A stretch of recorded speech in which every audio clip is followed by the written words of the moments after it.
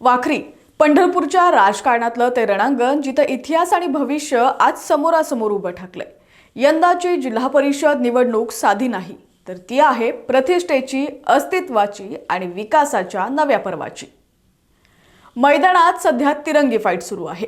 एका बाजूला राष्ट्रवादीच्या मयुरी बागल, दुसऱ्या बाजूला तीर्थक्षेत्र विकास आघाडीच्या सुनीता गायकवाड आणि तिसऱ्या बाजूला ज्यांच्या नावाची चर्चा सध्या वाखरीच्या घराघरात आहे त्या भाजपच्या मोनिका समाधान काळे। पण मोनिका काळे यांच्या नावात एवढी चर्चा का? त्याचं उत्तर दडलंय इतिहासात। ज्यांनी पंढरपूरच्या मातीत निष्ठेचं झाड लावलं त्या स्वर्गीय वसंतदादा काळे यांचा वैचारिक वारसा मोनिकाताईच्या मागे उभा आहे।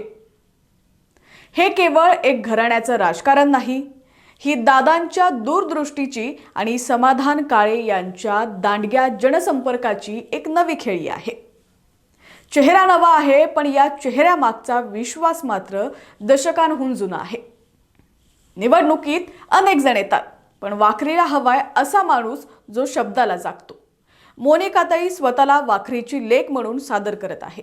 भाजपची संघटनात्मक ताकद आणि काळे परिवाराचं ग्राउंड नेटवर्क यामुळे या तिरंगी लढतीत मोनिकाताईंनी सध्या तरी प्रचारात मोठी आघाडी घेतल्याचं चित्र दिसतंय। बागल आणि गायकवाड यांचं आव्हान तगडं आहेच, पण वसंतदादांच्या विचारांची शिदोरी घेऊन निघालेल्या मोनिकाताई या आव्हानाला कसं भिडतात हे पाहण्यासारखं असेल। एकीकडे मयुरी बागल आणि सुनीता गायकवाड यांचं आव्हान समोर असताना मोनिका समाधान काळे या विकासाची मोठी झेप घेणार का? वसंतदादांच्या विचारांना वाखरीची जनता पुन्हा एकदा कौल देणार का हे पाहणं औत्सुक्याचं ठरेल। पण एक मात्र नक्की, या तिरंगी लढतीमुळे वाखरीच्या राजकारणाचं तापमान चांगलंच तापलेलं आहे। अधिकच्या अपडेटसाठी पाहत रहा HPN मराठी न्यूज।